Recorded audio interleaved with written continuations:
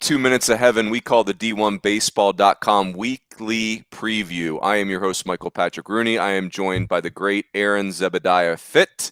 Fitzy, how we doing? That actually is my middle name. I can't believe when I think of Fit.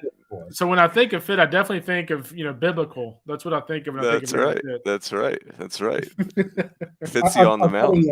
Our buddy Shotgun Spratling, by the way, of course, his son is named Zed. So that's nice. Zeb, like with a B as in Bravo or D as in David? I think it's Zed with a D.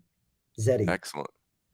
I like the original names. There's so many Mikes in my family. It's like not even having a first name. Kendall, the intro I had for you, but you're like you're iconic, so you don't need an intro. I was going to call you the Jackie Moon of college baseball because I think semi-pro is a very if you like slapstick comedies, which I love them. I love Semi-Pro. Very underrated movie for me. Dude, I tell you what, I was at like an adrenaline high today because for the first time in a while, Martha was on fire.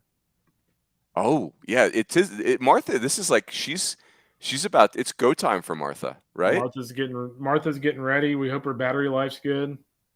We're getting there.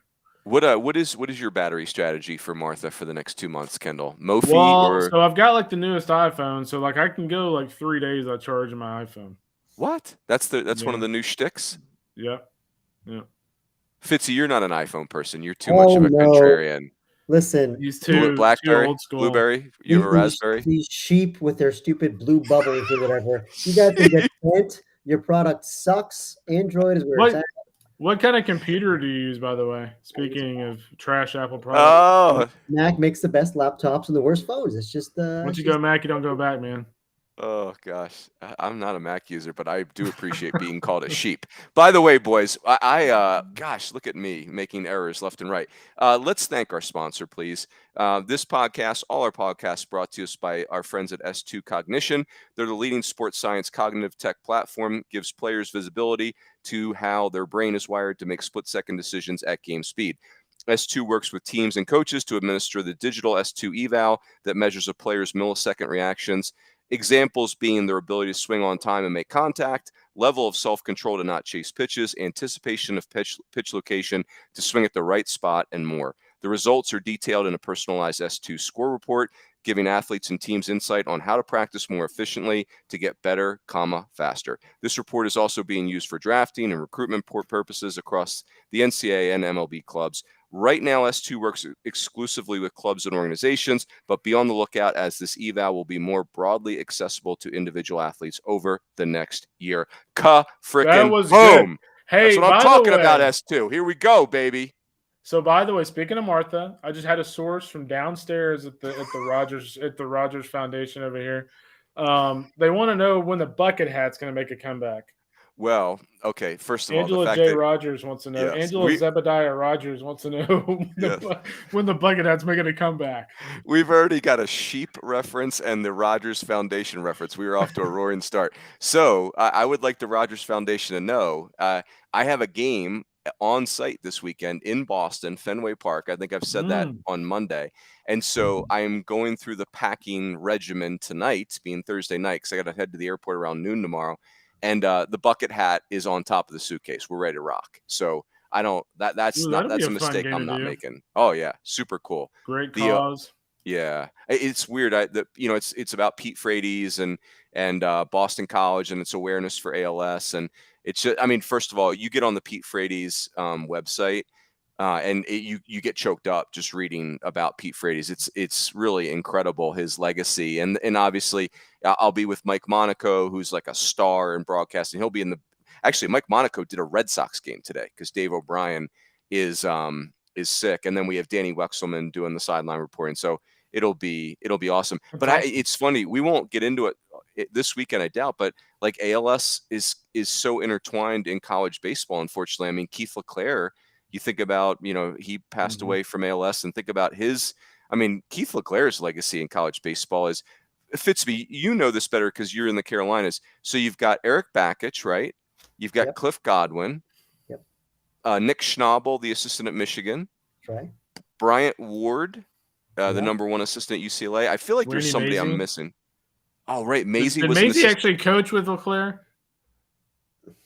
I know Or did he just coach at East Carolina? he succeeded can't with remember. her as the head coach. I Yeah. remember if he was on the staff there or not. That's a You good know who question. the other assistant was? Kevin McMullen was an assistant Mac is of brilliant. yeah. I mean, that's Yeah, that was the I've been big doing this long and I did not know that. crazy. Yeah. So He anyway, played, really he played cool. football there, didn't he, at East Carolina? No, I think Mac coached there, but he played football at Indiana Oh, University of that's right. Pennsylvania. That's Right. Yeah. Interesting. Yep. So anyway, crazy. Boys, this is our weekly pick show.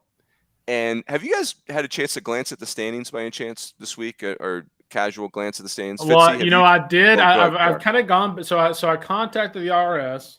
We're going to do an audit because whoever's tallying Ernst & these Young. numbers, I don't trust it anymore. I don't either. It's rigged. It's a rigged election.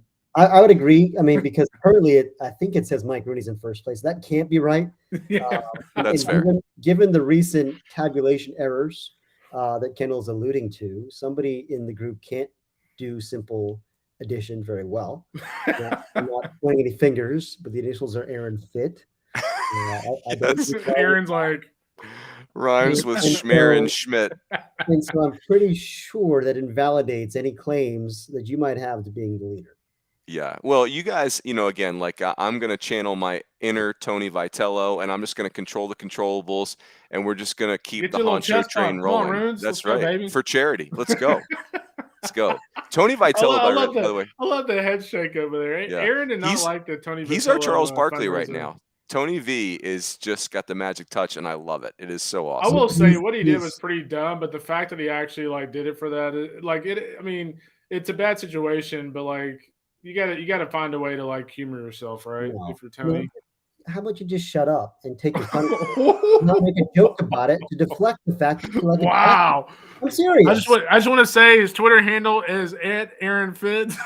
Honestly, it's not a joking matter when you bull rush somebody and chest bump them on the field. You're acting like a jackass. That's not don't just make a joke anytime you do something embarrassing to deflect attention. Just wear it. Yeah. It will be Not impressed with that. interesting. I think Not Aaron impressed. should tell us how he really feels about this. I like it. Fired up Fitzy. Let's go. Boys, should we let us commence our picks, because and I don't want to toot my own horn, but I shall. I am 15-5 over my last 2 weeks. So that's how I went from 7th place to 1st place. I am en fuego, as they say. So now that I've Lucky. Yeah, that's right. That's right. Because I really am terrible at this.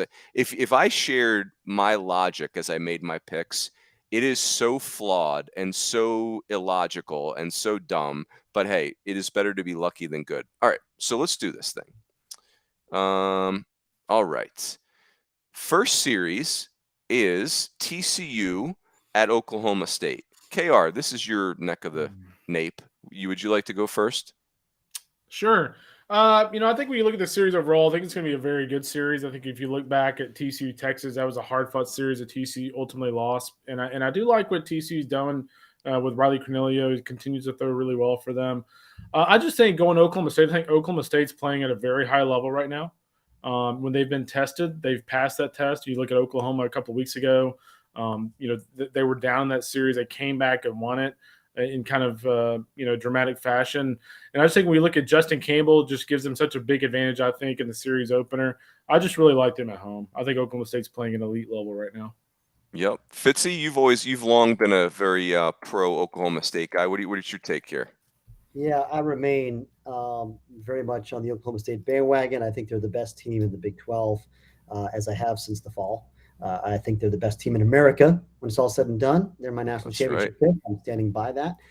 The fact that Bryce Osmond, and I said this last week, but he followed it up, guys. Yes, he did. 6 innings, 11 punch-outs in that big rubber game against West Virginia. That's so huge for them to have Bryce Osmond coming alive the way he is. And so, I think their offense is really has kind of heated up and found their stride. And I just really like the pitching staff. I like the bullpen. I like them at home. I do like Cowboys here. Yeah, I got two thoughts. I like the Cowboys, pick the Cowboys. One concern in the Sunday game at West Virginia, I didn't look further back than that. Rock Riggio and Zach Earhart, they're two really good freshman table setters, did not play. And I don't know if they're nicked up or they just kind of got bounced for older players or what happened there. But I still like, you said this a long time ago, Fitzy. Oklahoma State is a shockingly deep roster. And so it could be that just Josh Holiday's got options. He's just trying to keep as much of his roster alive as possible. Here's the one thing, boys, that I'm starting to think about. Like, are we taking TCU too lightly? Like, they're not a perfect team, but they still have Bill Mosiello. They still have Kirk Sarlos. I don't know. Like, David Bishop didn't play a game last week. He's an elite freshman. Braden Taylor is on the All KR team. He's a stud. What are we soft on TCU, or are they a good, not elite team? So I'll say this about TCU real quick. I think the dynamic with TCU changes is if Austin Krob comes back. I think if Austin Krob comes back, that obviously, by the way, it sounds like they're expecting him back soon, which would be a huge development. I'm trying to find out a little bit more about that actually as we speak. But it sounds like he will come back at some point. And if they can get him back, all of a sudden that gives you a really good 1-2 punch with him and Cornelio. It takes a little bit of pressure off of Marcelo Perez. So at that point, I start to feel a lot better about TCU's pitching staff. If he comes back, it takes a lot of pressure off the rotation. And frankly, it takes a lot of pressure off that bullpen, which is kind of being forced into action a little bit earlier in those Saturday and Sunday games. Yeah. Hey, Kara, have you seen the name on the TCU pitching staff that I've not seen but I've heard is Luke Savage? Have you seen him? Mm-hmm. What's he like? He's a righty. He's got kind of a funky arm angle. There's a lot of deception there with him. I saw him against Texas, and I want to say he threw a couple of innings against Texas. The game I saw him, but yeah, it's just a lot of deception.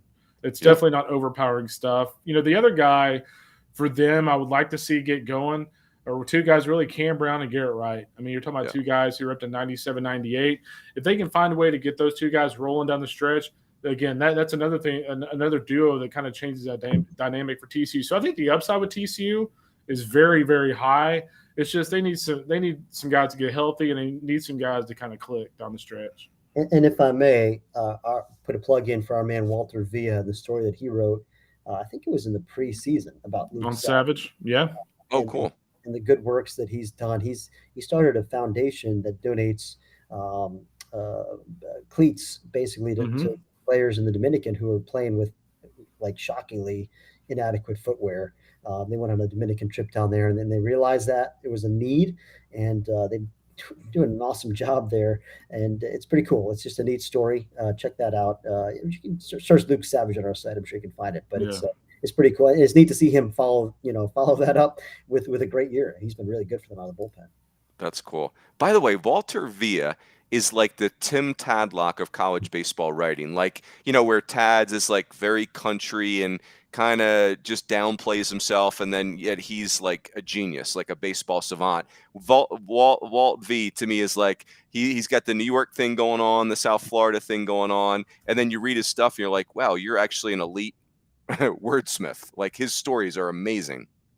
He's our go-to guy when it comes to telling a story that needs to be told. We got a good feature to tell. That's the man we put on the case, because he's the best reporter we got, guys. He's awesome. Awesome. But by the way, Austin Krob will be available this weekend for TCU. So just kind of circle that. I don't think he's going to throw a lot for them. Obviously, he's going to be on a limited pitch count, but obviously a big storyline for the Frogs. Yeah, gotta love it. I encourage everyone to listen to the Nerdcast this week. Was outstanding again, and it's just like all these power leagues, you guys had to keep putting placeholders in there. It was really fascinating that how difficult it has been for the non-elite teams in the power leagues to separate themselves. It's just the traffic in the middle of those leagues is really incredible. I see you, John Smith, in the chat. Thoughts on the Big Ten and Minnesota season and future for John Anderson. I will save the commentary on Coach Anderson for Martha, but obviously it's been a heck of a career for Coach Anderson and not a great last couple years. All right. Yeah. Let's move on. I thought they were going to be a lot better this year too. I'm really shocked to look up and see them 10-24 and 1-8 in the league. I really thought they'd be a lot better. And they, over the course of his career, it's a developmental program, and sometimes they go through peaks and valleys because they recruit their guys and they develop them. They don't run anybody off, and sometimes there are growing pains there, but they almost never stay down for 2 years in a row. And so it's just a little bit of a surprise to me. I thought they'd be a lot better this year. I'll say this about Minnesota. Go look at Minnesota since Rob Fornacier retired. Yeah. And it's just He's like a great. slow drip. Yeah, Rob is awesome. He spends winters in Phoenix now, so I get to catch a game with him every now and again. One of the best people. Oh, man, awesome. Let's do another series, and we can get to some chat questions. Next series, NC. This is really interesting. NC State at Louisville. I don't know what NC State did last weekend, but Louisville was swept, correct? Yeah, they were swept. And I was just kind of looking at NC Florida State. That's right. Yeah, I was just kind of looking at NC State because I was seeing like Sam Highfield's status. It looks like he has not pitched in a couple of weeks. Right. And then Logan Whitaker got shelled against Virginia Tech. Granted, Carson Palmquist did too, so you don't want to look into that too much. But he actually did throw pretty well against Boston College last week. Him and Matt Willitson both threw pretty well, and Kanan Silver did as well. But I just think Louisville. I like teams with some urgency, and I think Louisville after last weekend going back home, I think they'll have a sense of urgency. So I like U of L in this one. Fitzy? Yeah, I think I might be the outlier here taking North Carolina State, but I mean, yeah, nothing wrong with it. They've won 6 games in a row. It feels like they're kind of finding their stride down the middle of the season. They quietly played their way up to 10-7 in the ACC, which is good enough for I think first place. I think they're percentage points behind Louisville. It's right there. Louisville's 9-6. It's a big series. It's a big series in the ACC Atlantic Division. But I'm with you, Kendall. Like long term, I still have concerns about NC State as an Omaha contender if they can't get Highfield right. But I do feel like they have more depth on the mound than they had last year. They've got some guys in the bullpen they can ride, like a Logan Adams, and obviously Villeman we've talked about plenty. They got some guys that they can extend in the bullpen if they don't get long outings. And I like their offense, and I think I'm just kind of making a gut call here. I think they can find a way to win that series in the road. I was going to ask you real quick because I was trying to remember why I didn't see him last year, but it said he had a midseason injury. What's the scoop on Kanan Silver? I don't really know a lot about him. Yeah, just a pitchability lefty. Nothing that's going to overpower you, but he's been around a while. He's got a lot of experience. He's wily, classic wily lefty that can give teams trouble at the college level. Gotcha. Maybe he's done a nice job lately. I'm going to take Louisville for it's two sexy offenses. I really question the run prevention of both outfits. It just feels like they give up a ton of runs. So I think it's going to be a really fun series. There's a really fun player on NC State, Gino Groover, the kid that came over from Charlotte. I've watched him play a couple times, and man, he's just like one of these free swinging hit collectors. Like you could throw a ball in the dugout, and I think Gino Groover, if I'm saying his name right, I think he could get the ball. Like he just barrels up everything. He's very old fashioned the way he plays. Tommy White, by the way, has got a chance to get to 20 home runs as a true freshman, which is something we don't see very often. I think he's at 14 right now. But I think Louisville's position player group is a little bit superior. What was the bet we had early with the what was the Torkelson? He's not going to beat Torkelson. He's not getting there. What was the number? 25. As a freshman. I told y'all. You did. I mean, it's he's still got time. He's 35 games in. I mean, if they can make a postseason run, can he hit 12 more home runs? Maybe. Got to get crazy hot. You know what's funny though is this is college baseball history. It actually is not Torkelson's record. It's Todd Green from Georgia Southern. How ironic's that? Oh yeah. Back in the 90s, hit like 27 or 28. So anyway, yeah, really cool. Let's do a couple questions. So J-Dog 208 Rambo. That sounds like a football play. How about that Razorback pitching staff? You're right. Very consistent. Same 3 starters every week. Wrote about Connor Noland. 3 relievers they can rely on. I like it. Pitt or Miami this weekend? That's one of the picks, right? Speaking of, how in the world is A&M Arkansas not on this picks list? I mean, there's a lot of series. The one that I think we probably should have put on here but didn't is Ole Miss Mississippi State, because even though either team is currently projected a postseason team, that's a big series. That would have been a tough pick. Yeah, Pitt and Miami we'll come back to. How many and we'll cover how many ACC wins would be ideal for Pitt. 20 would be ideal. I'm just kidding. That would be awesome. Yeah, and the Rebs stay alive. Rebs big win, huge win tonight. Yeah. All right, next series, boys, is Wofford at Mercer. Fitzy, that's where you're headed, right? I am. Yeah, I'm on my way to Macon. Looking forward to this one. We've got Terriers. I feel like are dangerous. They won a series at Dallas Baptist already, but Mercer also obviously really good and has some star power there. Kobe Thomas having a great year, and it's a fun matchup. These are two teams that I'm really looking forward to seeing in person. I missed both of them in the fall. I'm picking Wofford just because I think that, first of all, they've been pitching really well. I mean, especially lately, their run prevention stands out to me. But it's a seasoned group, and I don't know, just the fact that they've gone on the road already and won a series at DBU, that stands out to me. So I got the Terriers. Kendall, I'm surprised you're taking Wofford, because in the Nerdcast you were all about Mercer because you're the home team in this matchup. You made us pick Mercer as the automatic qualifier. Well, 24 hours had passed. I had to change of heart. And I'll tell you why. I had to change of heart. So I was talking to Dan Hefner today, and he brought up Wofford. He said he thought Wofford was very legit. He said Todd Interdonato does a phenomenal job. He says it was really interesting about them pitching wise. He knows what their weaknesses kind of are on the recruiting trail. Like he has, guys that'll touch 90. He has a bunch of sidewinders. He's got funky arm angles. He said he just has kind of a hodgepodge of different angles. And he said, like, as an offensive team, like, it's really hard to get used to. And so he thought they were a really good team. Matthew Marshall, obviously, if you look at him, the Friday guy, 63 strikeouts and 5 walks. Clearly, he can punch guys out. Clearly, he commands his own really well. So, I like Wofford. Dan Hefner sold me on Wofford. Oh, I love it. Wofford has got some quality wins, too. Yeah, I mean, obviously, DBU. Yeah, I went Wofford, too. I thought I'd be an outlier there, but not so much. I like it. Well done, boys. And I will say that we're the only 3 out of the 9 of us who doing the picks who pick Wofford. Everyone else on our staff has Mercer. So don't be crestfallen, Mercer fans. The rest of the staff believes in you. That's right.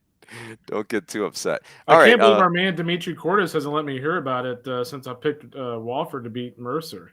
I do love that the 11.7 guys, I think Dimitri and Ben both played at Mercer. Yeah, and they're both Mercer guys. I love that they call Mercer America's team. That is a nickname I'm here for. Ben did reach out to me when I found out I was coming to town this weekend. I'm gonna hop in the booth with him at some point this weekend. Oh, nice. Oh, he does Mercer games. That's awesome. Really? I didn't know. I thought Ben lived in Houston. He's from Houston. I guess he lives in Macon. Wow, okay. Interesting. I didn't realize he was the voice of Mercer baseball. I love it. All right, fourth series, boys, is Wake at Notre Dame in the shadow of the Golden Dome, if you will. Fitzy is the ACC correspondent, the ACC diplomat for D1 baseball. What say you here? Yeah, this one's interesting. This is one of the ones I had the hardest time picking this week because I feel like Notre Dame coming off a sweep, like they got to bounce back, right? Like there's no way they lose 2 series in a row, but Wake Forest, also coming off a series loss on the road, but I don't know. Something about Wake. I think I have a little more faith in their talent, and then that's just kind of what it comes down to for me. They lost that series at home to Clemson last week. Maybe my faith should be more shaken, but I don't know. Call it a gut feel pick. I got the Deeks on the road here. KR. I'm going with the Fighting Irish for the same reasons I went with Louisville. I just think when you look at Notre Dame after a bad weekend, I think they return home, and I think John Michael Bertrand and company pitch well, and I think they'll hit well. Did my dad get to you, KR? Did my dad call you and send you a letter and influence you to make that pick? He was probably concerned. He was probably concerned that Michael J. Rooney often picks against Notre Dame, and so he needed somebody to kind of balance that out. Yeah, luckily my dad's internet game is not awesome, although he is pretty awesome. My dad is the only guy in America that listens to podcasts on his computer. Like that's his sweet spot. He's not on the smartphone thing. He owns one, but doesn't love to operate it. So my dad is probably going to see this and be ashamed that his oldest son is picking against the Irish. Again, I'm like you, Fitzy. It just feels like a gut feel. I actually just, when you line up the rosters and the rotations, Wake Forest just seems more talented to me. Notre Dame tends to play better more consistently, but I don't know. That Notre Dame getting swept again has shaken me. Yeah, I agree. And here's the other thing. I'm all in on Rhett Lauder. I think this guy is a big-time ace. Even last week, they lost 1-0. He got a no decision with like 8 shutout innings. He was awesome, 11 strikeouts. I think he's going to win the first game, and then it's just a matter of Wake winning one of the next 2. And they have plenty of talent the next 2 days, too, with Hartle and McGraw. And I feel like they find a way. Yep. Hey, but I see Chase Powell and Josh Smith in the chat. SMTTT. That's a Southern Miss thing, right? Southern Miss. Is it crap? Is it? Is that what What that is it? stands? Southern Miss to the top. Oh, I like that. I don't know that. I don't even know if that's what it stands for. I hope it does, because that's what I've always thought it stood for. You're muted, KR, if you're explaining this to us. It is Southern Miss to the top. Sorry, I don't want you to hear me typing. Oh, thank you. Look at Martha multitasking over there. All right.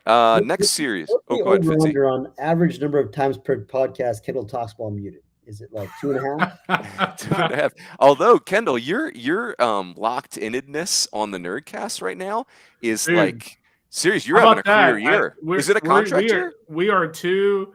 I may bring that up with Papa Bear. So we are 2 postseason podcasts in, and I've yet to make a pitch for a team that we talked about 15 minutes before. I am proud of you. The Ritalин's really working. When in doubt, medicate. I like it. All right. Next series. Oh, this is a tricky one. Georgia at Alabama. Mm-hmm. Kendall, you go first. This was, to me, guys, this was the toughest pick of the week. I was 50-50 on it. I just went with Georgia. I think there's some urgency with Georgia a little bit. I think they feel like they're trending the wrong direction. And I think getting Jonathan Cannon back, it sounds like he was 94-96 in his bullpen session yesterday. So I think getting him back and getting him healthy, to me, that just changes the whole dynamic for that team. It pushes guys like Liam Sullivan back in the rotation. It just gives their bullpen, gives their pitching staff a lot less, takes some pressure off their back. So I just think getting Cannon back will be the differentiator. And actually, I watched a couple of their games last weekend and actually came away feeling better about their offense than I previously had. Cord Collins crushed the ball last weekend. Up and down that lineup, guys were hitting the ball really hard. So I like Georgia in this series, but, man, it could really go either way. Their offense has been really the strength of that team. And that's not maybe what we expected, because there's not as much sexy star power. But if you look at the stats, like their ERA, as our friend Chris from Louisville has pointed out, yes, their ERA in SEC games is garish. It's like in the 8s or 9s. It's not good. And we thought pitching would be their strength, but their offense has carried them. Their defense is always good. And it's just, they got so much experience with that position player group. Look, they were in that series last week. I mean, even the A&M game where they wound up getting blown out, it was like 9-9 in like the 6th inning. Like that game was a toss up. Yeah, A&M scored like 14 in the 9th or something like that. It got out of hand late, but like they were in it, and so I think I'm with you. I think they have a sense of urgency. I think having Cannon back makes a huge difference.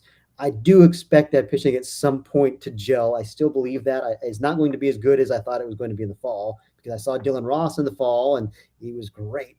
And we thought Will Childers was going to be there, and he's not. And, again, those are 2 huge arms you take out of the mix, and it does change them.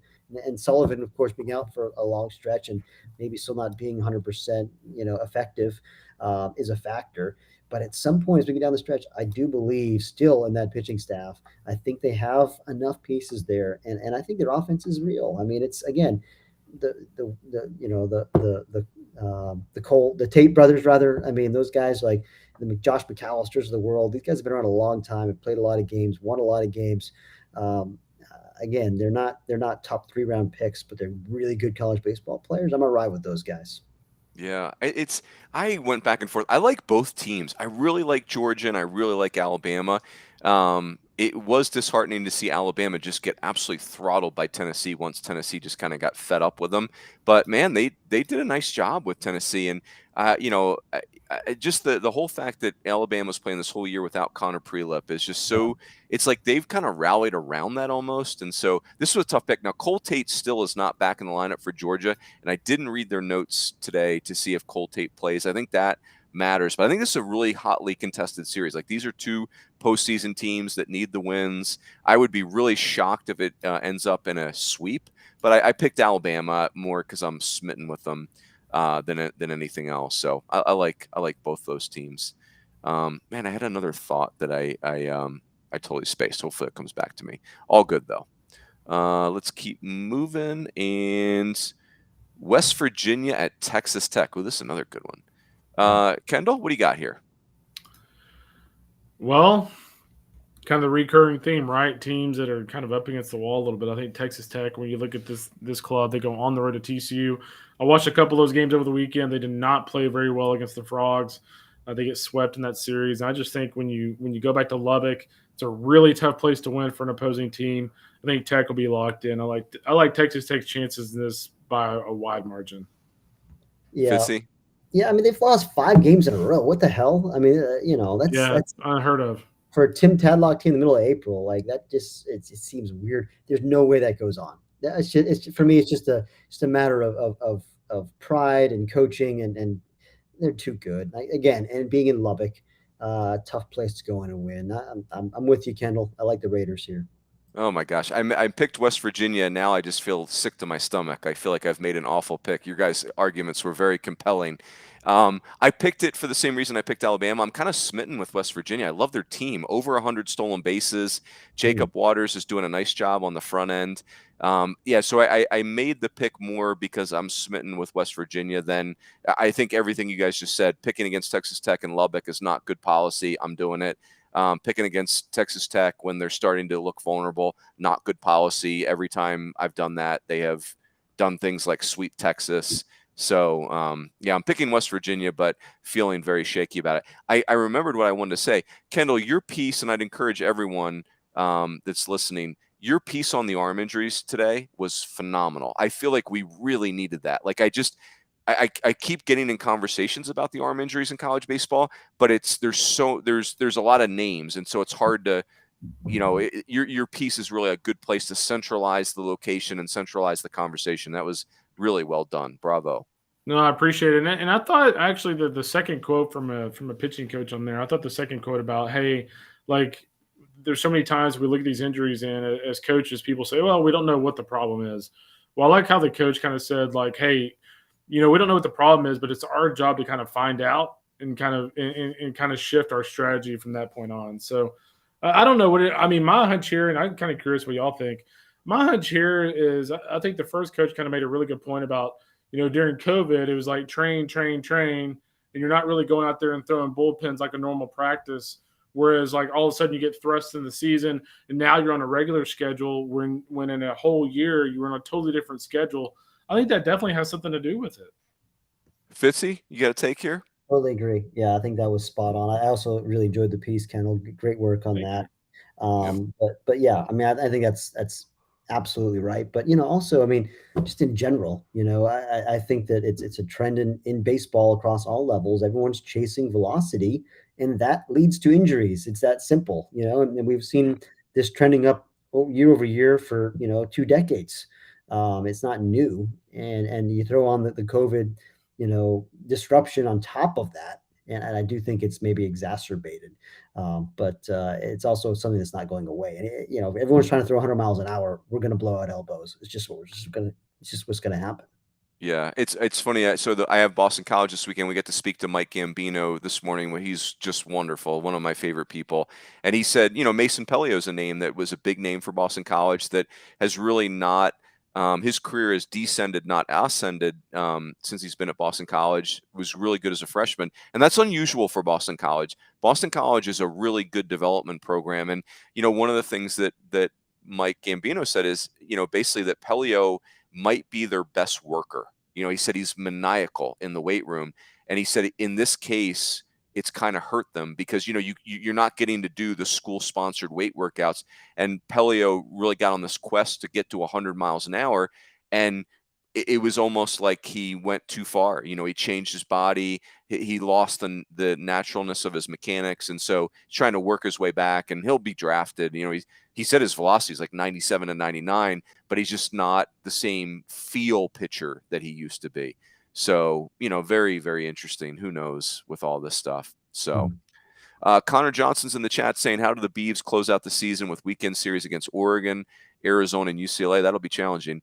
Fenning slides back into the Saturday spot. Kamat's done enough to retain it. I don't know. Like, I often think when it comes to the weekend rotations, a lot of pitching coaches, I couldn't speak for Rich Dorman, it's really not about Friday. Like, it's not about 1, 2, 3. It's about, like, who goes deeper in games. I actually would not. Fennings is not a guy that goes deep in games, so maybe I would put him on Saturday just to get him after Jerpy, who does go deep in games. I don't know. You guys got a take on that? I think that makes sense. But I mean, Kometz has been great. I mean, for a true freshman, another one of these true freshmen, just kind of like pitching every weekend like he's been doing it his whole life. It's kind of bizarre. He certainly doesn't have the stuff that Tennessee kids have, but he's done a nice job. Well, you could argue too, by the way, that the Jerpy. I mean, if you look at Jerpy's numbers right now, guys, like you could argue that he is the national pitcher of the year. Yep. I mean, Jerpy right now, 1.81 ERA, 88 strikeouts in 54 2/3, and teams are hitting 183 against him. Yeah. Those are pretty insane numbers. The reason we had Shotgun Spratling write about him for our Golden Spike spotlight last week, you know, we had done a beaver, Jacob Melton, a few weeks before, which I had forgotten about somehow. But Jerpy was just that good. It's like, this guy might very well win it. We got to write about this guy. I mean, he's legit. Yeah. Boy, that was bad scouting on me. I got to see Jerpy earlier in the season, and I just came away. I'll be very truthful. I came away disappointed because I thought, in fairness, my expectations for Jerpy were probably a little bit out of whack. And I did see his first 2 starts of the year, and I just felt like, man, he looks exactly the same as last year. He's got that invisible fastball, which in part is a compliment, right? Like, he's got this great fastball that he can tell you it's coming, and you can still swing and miss. But the slider was just and the changeup was very meh too. And I was like, oh man, I wish one of those 2 pitches had come on. But I mean, apparently it doesn't matter because to your point, KR, his numbers are crazy good. So good for you, Cooper Jerpy. And the Beavs, obviously big time Omaha upside. All right. Tennessee going to take the series. You could stop your sentence right there, Chris LeBeau. Yes, because that's all they do is take series. Doesn't matter who they're playing. It looks like Florida's starting Slater tomorrow night. So they're starting 2 freshmen, right? Slater and Neely. Welcome to the fire, boys. Yeah. Slater's a redshirt freshman, but yeah. Okay, got it. I mean, and he's pretty good. And Neely is very talented and was very good last week. The talent is there for Florida. It's just a matter of those guys continuing to grow up. But I do like what I saw from Neely last week. But yeah, I mean, we're all taking the Vols. We didn't include that in the picks this week because everyone's going to take Tennessee. Why would you pick against Tennessee? There's no reason to. No, too good. All right, next pick is Georgia Southern at South Alabama. Fitzy, what do you got here? I flip-flopped on this just over the course of the last 10 minutes, but I went Georgia Southern and went South Al and went back to Georgia Southern. I'm sticking with my guns here. Ultimately, I think they're probably just the better team, and it's funny because if you look at their numbers, you think of Georgia Southern as a very offensive kind of a program, right? Like a home run power hitting programs. Historically, that's what they've been. And this team doesn't really, they got a little bit of power. I mean, my man Noah Ledford, just kind of this big donkey in the middle there, has got some sock, and Austin Thompson's hit some home runs. But, really their offensive numbers don't blow you away, but I think they're well coached. I think they execute well. I think they grind out at bats pretty well. And I like, what Ty Fisher and Jalen Payton have done in the rotation. Again, you look at their numbers, their pitching numbers, like beyond the first few guys, it's like, oh boy, like those ERAs start to get ugly in a hurry, which is why I kind of hesitated when I was like revisiting my pick. But you can't argue with the results. This team wins, and they're 11-4 in the Sun Belt. They just swept, I think, a Georgia State team that is good. So I think they're playing very well at the right time, and I'm going to stick with Georgia Southern. KR, what do you got here? I like Georgia Southern. I think if you look back a few weeks ago, they went on the road to play a really good Texas State team. They almost swept Texas State. They had a shot to win that last game of that series. The thing I liked about them is they could really hit. Noah Ledford's had a really good year for them offensively. Had a big year when they played the Bobcats, San Marcos. So I think, the theme with this team is home or away, they're kind of the same club. And so I kind of like them on the road this weekend, just like at Texas State, to really have a big offensive weekend and win that series. Yeah, and I took South Al because they're at home, and they're a brand name, and I don't know, like this is another one of those gut picks, which is get me into trouble, but it is cool. I mean, the Sun Belt, the Fun Belt, if you will, is just having this banner year. It's amazing. There's so many teams that are flirting with tournament berths, and again, South Al won the series at Troy last weekend. That's a good sign. Won the series at App State. They did get swept by Georgia State a few weeks ago and lost that series to Louisiana. So they kind of bobbed and weaved. But I'm just going with my gut. I love South Al's brand name. It's a brand name program in college baseball. So give me the Jaguars. Give me the Jags. We're going to have double coverage there at Stanky Field on Friday. Mark Etheridge and Eric Sorensen will both be in the house. That's how big that series is. Stitch going to Mobile is on brand. Look at you, Stitch. Is Mark Calvi rolling out the red carpet, like literally? I mean, I'm sure he is. That guy knows how to show you some hospitality, let me tell you. But Stitch, I think, is in Oxford tonight and is going to be in Mobile tomorrow. So nice. Love that. All right, next series. Make sure those Black Label beers are available for Stitch. Oh, the next series is Pittsburgh at Miami. Oh man, look at what we did, boys. Everyone, those Mark Light shakes. Let's go. Get that Pitt Twitter handle going. Everybody picked Miami. Ruh-roh. Yeah, I mean, come on. This is a classic case of a get right series for the Hurricanes. Coming off a series loss. They had been red hot. They go on the road and lose 2 out of 3 to Virginia Tech. They come home, and Pitt, I know is going to be healthier this weekend. Kendall, you wrote about that. They're getting some guys back, but yeah, they're going to get Brock Franks, their shortstop, back. They're getting Ron Washington Jr. back, and then Jordan Anderson, who kind of plays a little hybrid role for them. He's coming back, but they're still without Kyle Hess, Scott Duff, and guys like that. And I just think against Miami on the road, you want those guys healthy. I will say real quick, when you look at Pitt, keep an eye on Matt Gilbertson and Billy Corser. And these are two guys that had really good years for them last year. And these are two guys that have over 100 innings pitched this year, fellas, and they only have 15 combined walks. So I think the biggest thing for them is if they can command and Pitt behind them can play good defense, they can have a shot to win this series. But I still like Miami. I am all in on Matt Gilbertson. I think he's a lot of fun, just a great classic college baseball winner. He's not like a profile guy, but he just wears his heart in his sleeve and competes his ass off. He is a lot of fun. I'm not going to bet against that guy. I just think that Miami will find a way would win 2 out of 3 this weekend. Mm-hmm. Yeah, and I would say, Kendall, I don't know if you'd agree with this, but if I think you probably would. Like Mike Bell, so impressive. I mean, it's not like we didn't think Mike Bell was a great coach, but he has no ties to Western Pennsylvania that I'm aware of. Mm-hmm.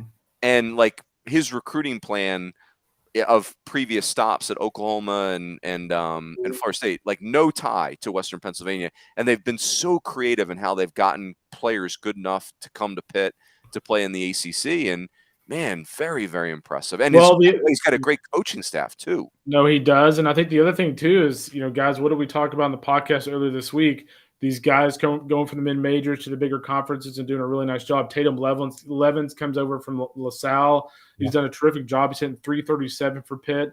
And then you look at Jeffrey Weiler coming from Youngstown State, where I think he hit .376 for them last year for the Penguins. He's had a really nice year. Then you have Barron Stewart on the back end of their bullpen, who's been up to 95, who was at South Florida last year. So, again, yet another team with 3 transfers who made huge impacts. And if I'm one of these Power 5 programs, I am scouting the Cape Cod League heavily because Tatum Levens is one of those guys who really performed in the Cape. And it's I know that you're coming from LaSalle, but if you go to the Cape and you hit with the wood bats against the elite pitching, you're a grown man. You prove you can handle it. We've seen that time and time again. Small school guys go to the Cape and perform. It translates to the Power 5.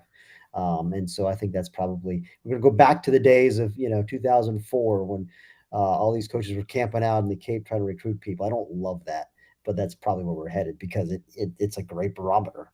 Yep. Really good. By the way, the coaching staff at Pitt, Ty McGahee, that I think has ties to Auburn, Joe Mercadante, that was at Stetson when they were great, Devin Mesoraco, former first-round pick or at least very high pick. Oh, say it again?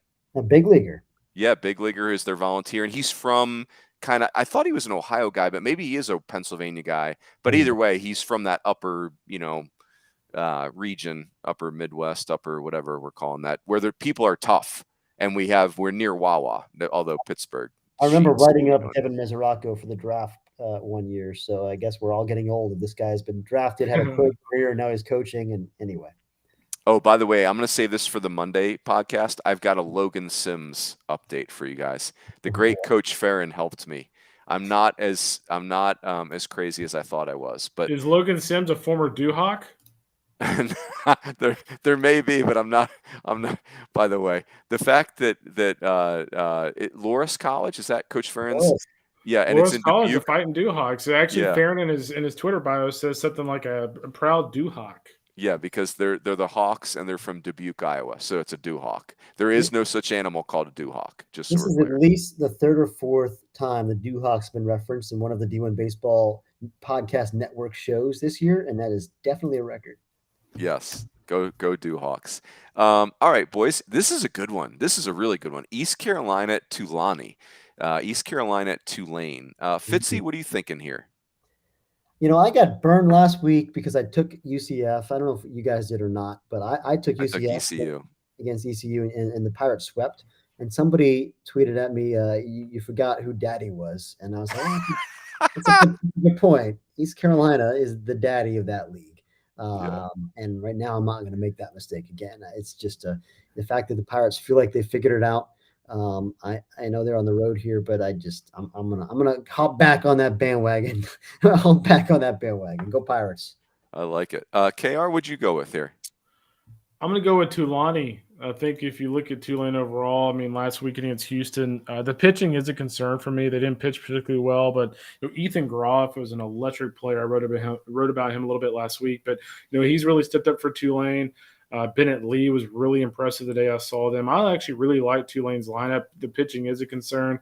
I just think this is one of those series that depends on who's playing where. They're playing in the Big Easy, and I like Big Juice Club to win this one. Fitzy, you remember how you picked Miami? You're the only one. Now you get this like Mark Light shakes for life.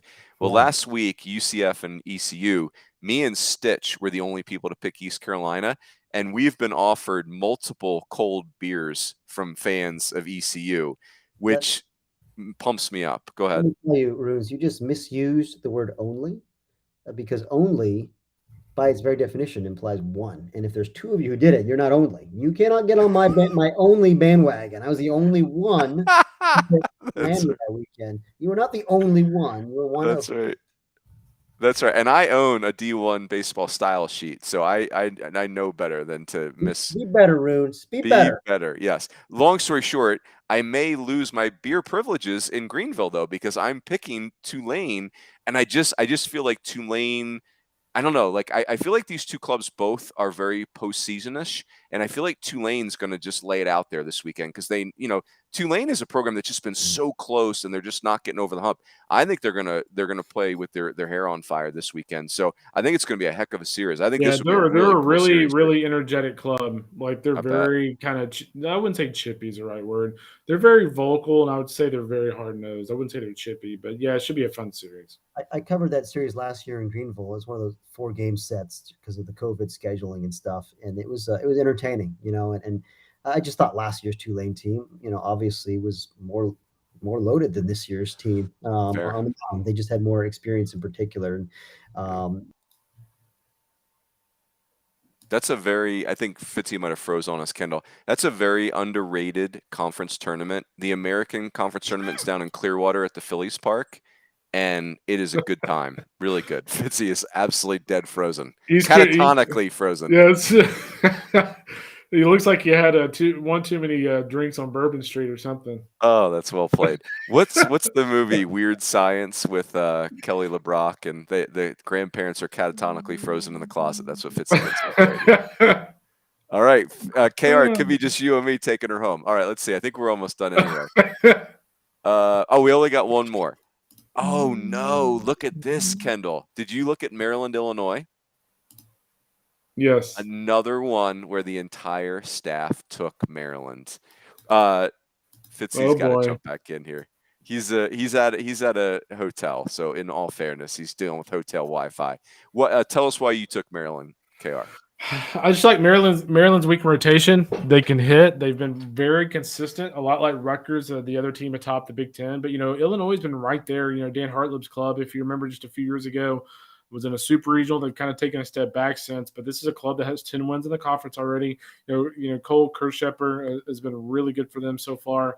I think Maryland is a super regional type of club, and I just don't think Illinois is there just yet. Yeah, I was kind of surprised by Illinois' non-conference not being as great. They're, like you said, they're 10-2 in the league, but man, whatever they were 9-13 in the non-conference. So, because they still have some brand name players left there, like Brandon Comia is a famous player, and so yeah, I'm with you. It really was not a slight of on Illinois as much as just being. I mean, how about that? Like Maryland and Rutgers both are at 30 wins already. Rutgers 31-7, Maryland 30-7. For teams that, I wouldn't call them, they're not in Minnesota or anything, but for teams from cold regions, that's impressive. Fitzy, it's good to have you on He's Frozen. no longer frozen in fear. Can I just say, be better, Spring Hill Suites? This is I pay a premium to stay here, and this is what you give me? Come on. Fitt's probably paying that $14.99 a month for the extra high-speed internet, too. Dang it, Fitzy. We get you in a Marriott property, and then you have a bad experience. We got to be better, Marriott. Come on. Listen, Teddy Cahill, Mr. Marriott here. This is on you, Teddy. I'm going to go back to the Hilton properties. Tedward, come on now. Fitzy, we were talking about how the entire staff picked Maryland. Uh-oh. Yeah.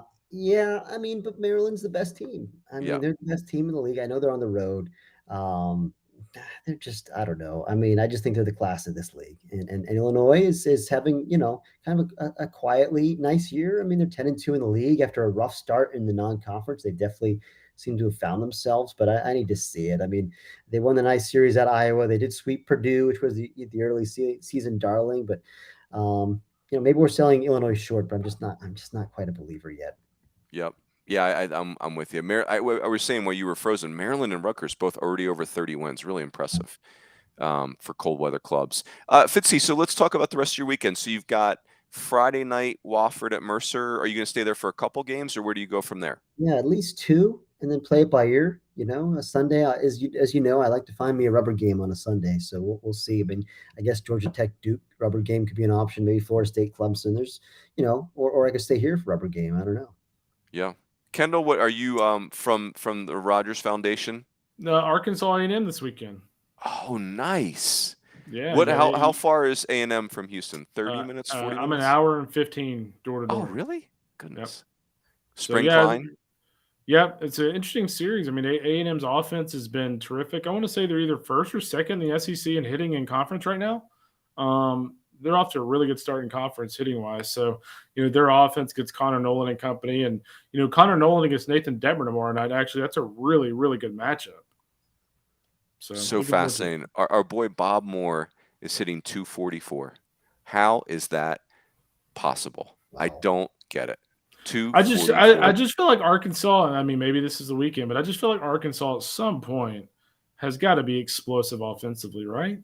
Brady Slavens is getting going. Yeah. Go ahead, Fitzy. Bob Moore is paying a price because he backed out on the D1 Player Society. I'm putting you on blast, Bob Moore. You backed out. Well, and I'll make an excuse for Bob Moore. He really is by age only a sophomore in college, and that's the advantage of skipping your senior year. Like he's got all kinds of draft leverage. If like he could pull it, he's got more leverage. Well, does he have more leverage than Judd Fabian? Kinda. It's like the same thing, right? He could come back next year and still have 2 more years of eligibility. Yeah. And by age, he's in good shape. So it'll be interesting. It's not like he's striking out all the time. It's just weird, just making a lot of outs. It's really bizarre. Kendall, who else do you want me to put on blast tonight? This is your chance. If everyone else you want me to Hey, you're already playing with a lot of fire, putting Tony V and Bob Moore on blast. What else we got? Yeah, goodness. I don't want you to dig that hole any deeper. Yeah. Fitzy, I'll be up in your old neck of the nape up in New England. Anything you need me to attend to while I'm up there? I want you to find me the best clam chowder in the city of Boston and report back. If you think that I'm not indulging in legal seafood in Boston Logan Airport, that's mistaken. That is absolutely on my scouting report. Oh, certainly. That's a no-brainer, but we got to go deeper. I want you to go deeper. I want you to find something off the beaten path. There's some good options out there. I'm not going to give you any help though. You got to find it on your own. Hey, this is kind of cool. On Saturday morning, Mike Gambino is going to give me and Danny Wexelman and Mike Monaco a tour of the new Pete Frady Center. They're kind of baseball. But have you seen it, Fitzy? Yeah, I was up there a few weeks ago for family function. Actually, I was up there and I saw them against Wake Forest, and it's cool. I mean, it's God, especially have you been to the old facility, quote unquote facility that they had? I mean, how far that program has come.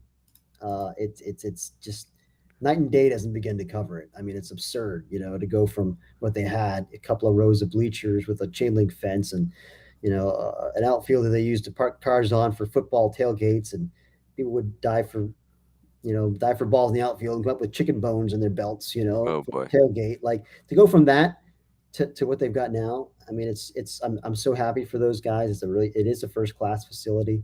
And the ballpark itself is charming, and it's the right size for them, and good for those guys. Excellent. Fitzy, I want you to enjoy the complimentary coffee tomorrow morning at the Spring Hill Suites. That's, as a Marriott man myself, that's on me. Your coffee's taken care of in the morning. You're not a coffee drinker though, are you? You're a true gentleman. I've gotten into coffee a little bit over the last few years. What's your go-to? You have a go-to just black coffee? Generic black coffee. Hit me. Like it. Kendall, you a coffee drinker? Yeah, so I just had a coffee. My wife always laughs at me for drinking coffee at like 9:45 at night, but when your bedtime's like 1 a.m., that's what happens. Yeah, so some days I like hot coffee. Other days I like iced coffee. Do y'all have Dutch Brothers out there in Phoenix? We have a couple of them, yeah. Yeah, so that's like a real popular place, like in Corvallis and like Eugene. Well, they started putting tons of locations in the state of Texas, and they have outstanding coffee. So if you're ever on the road, Dutch Brothers, outstanding coffee. And Hoover, like, are we like 4, 5, 6 cups of coffee a day? Oh, dude, I don't even want to count the grams of caffeine I drink in Hoover. Yeah, I don't think it's good. I don't think it's good for your heart. Probably not. You're a young man though, KR. You're good. Yeah, You'll I'm be only fine for now. 38. That's right. Well done. Gentlemen, always a pleasure. Love getting together on Thursday nights. 5 weekends left in the regular season, which is amazing. Thank you again to our friends at S2 Cognition. Anyone that's listening to this, anyone who's watching this, including my dad. Dad, I want you to try and figure this out. I need you to go on YouTube and subscribe. My dad, who we call Michael Jr., the GM, we also call him, the GM could be our 1,001st subscriber on YouTube. Come on, Dad, let's go. Come on, Pops. There's no way. There's no way you can do it. Button too. You can click that, Mr. Rooney. He's already calling my brother and sister. Kind of like those videos of the World Series. Come on. Let's go. Let's go. Oh, yes. Those are so awesomely awkward. That's it. Very good. Boys, it was a pleasure. Enjoy your weekend, and we'll catch everybody.